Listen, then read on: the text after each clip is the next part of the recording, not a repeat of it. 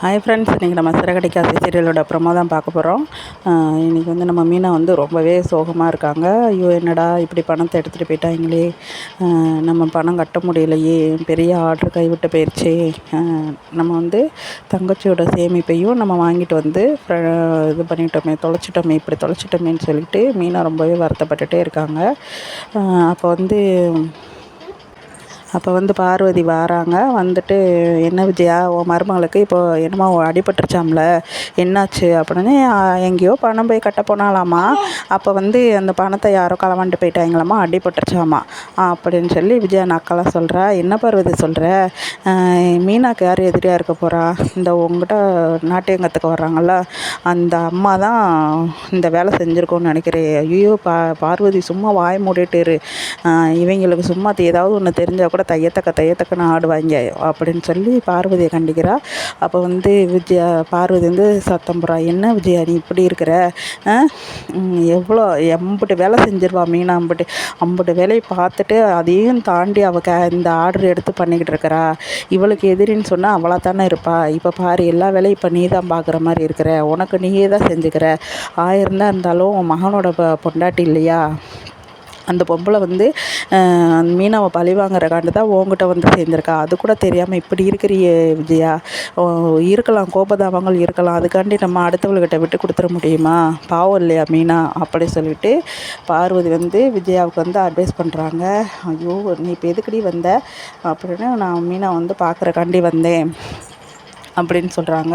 சரி, போய் பார்த்துட்டு வா, போய் நானும் குசலை விசாரிச்சுட்டு வா அப்படி சொன்னமே. சரின்ட்டு உள்ளே போகிறா. அப்போ போய் மீனாட்ட கேட்குறா, என்னாச்சு மீனா அப்படின்னுமே. இந்த மாதிரி ஆண்டி, நான் போய் பணம் டெபாசிட் கட்ட போனேன். அப்போ வந்து என் பணத்தை யாரோ வந்து 2 பேர் கீழே தள்ளி விட்டு பணத்தை எடுத்துகிட்டு போயிட்டாங்க ஆண்டி. என் தங்கச்சியோட சேமிப்பு காசு கூட ஆண்டி அப்படின்ட்டையும். பரவாயில்லம்மா, விடுமா, உனக்கு ஒன்றும் ஆகலைல்ல, அந்தளவுக்கு சந்தோஷம்தாம்மா.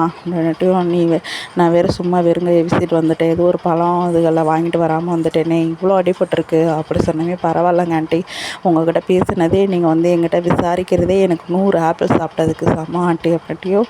உன் பாசம்தாம்மா இங்கே எல்லாத்தையும் ஆட்டி படைக்க போகுது. யார் என்ன நினச்சாலும் சரி, நீ கண்டிப்பாக நீ தான் அது ஜெயிப்ப அப்படின்னுமே. நன்றி ஆண்டி, நீங்களாவது சப்போர்ட்டாக இருக்கிறீங்களே அப்படின்னு சொல்லிட்டு மீனா சொல்கிறா. சரின்னு சொல்லிட்டு விஜயா, சரிம்மா, நான் என் ஃப்ரெண்ட்ட போய் கொஞ்ச நேரம் பேசிவிட்டு அப்படியே வீட்டுக்கு கிளம்புறேம்மா அப்படின்னு. சரிங்க ஆண்டி அப்படி சொல்லிட்டு நீ ரெஸ்ட் எடுமான்னு சொல்லிட்டு விஜயா போய் பார்வதிட்ட பேச போகிறாங்க. அப்போ மறுபடியும் சொல்கிறாங்க, விஜயா, நீ நினைக்கிறது தப்பு, அந்த பொம்பளை வந்து மீனாவை கெடுக்கணும், அவளுக்கு அது ஆர்டர் கிடைக்க விடக்கூடாது அப்படின்னு சொல்லி தான் உங்ககிட்ட வந்து சேர்ந்துருக்கா. அவளுக்கு இடம் கொடுக்காத, அவளை ஆட விடாத. மீனா வந்து 1000 தான் செஞ்சாலும் எந்த விதத்துலையும் உன்னை விட்டு கொடுக்க மாட்டா. அவளை போய் அடுத்தவட்ட விட்டு கொடுத்து இப்படி அடி வாங்க வச்சுட்டு வந்திருக்கே, இது உனக்கே நியாயமா? அந்த பொம்பளைக்கு ஃபோன் பண்ணி கேளு, ஏன் இப்படி பண்ணீங்க அப்படி சொல்லி கேளு அப்படின்னு சொல்லி சொல்கிறாங்க. அதெல்லாம் நான் கேட்டுக்கிறேன், நீ விசாரிச்சிட்டியா அப்படின்னா. நான் விசாரிச்சுட்டேன் அப்படின்னா. சரி, நான் கிளம்புறேன் அப்படி சொல்லிட்டு விஜயா கிளம்பிடுறாங்க. அப்போ வந்து முத்து வந்து, இது யார் இப்படி பண்ணியிருப்பா அப்படி சொல்லிட்டு கண்டுபிடிச்சி ஆகணும்டா அப்படி சொல்லிட்டு முத்து ஃப்ரெண்டும் அந்த மண்டபத்துக்கு போகிறாங்க. அப்போ மண்டபத்தில் போய் அந்த மேனேஜரை பார்க்குறாங்க. சார், இந்த மாதிரி மீனாவோட ஹஸ்பண்ட் சார், அவங்க பணம் மிஸ் ஆயிடுச்சுங்க சார், அதனால் வந்து டெபாசிட் என்னால் கட்ட முடியலைங்க சார் அப்படி சொல்லி நடந்து சொல்கிறாங்க. இதான் தெரியுமேப்பா, அந்த அம்மா சொன்னாங்க, அந்த பொண்ணு வந்து வரவே வராது, அதனால் எனக்கு கொடுங்க அப்படி சொல்லிட்டாங்க. பணம் தொலைஞ்சு போச்சுன்னு கூட அவங்க தான் சொன்னாங்க அப்படின்ட்டு. அப்போ முன்கூட்டியே பணம் தொலைஞ்சது அவங்களுக்கு தெரிஞ்சிருக்கு அப்படின்னு சொல்லிட்டு முத்துக்கு ஒரு கெஸ்ஸிங் ஆகுது. அப்போது, சார், இந்த ஆர்டர் வந்து யாருக்கு சார் கிடச்சதுன்னு கொஞ்சம் சொன்னிங்கன்னா நல்லாயிருக்கும் அப்படின்னு சொன்னோமே.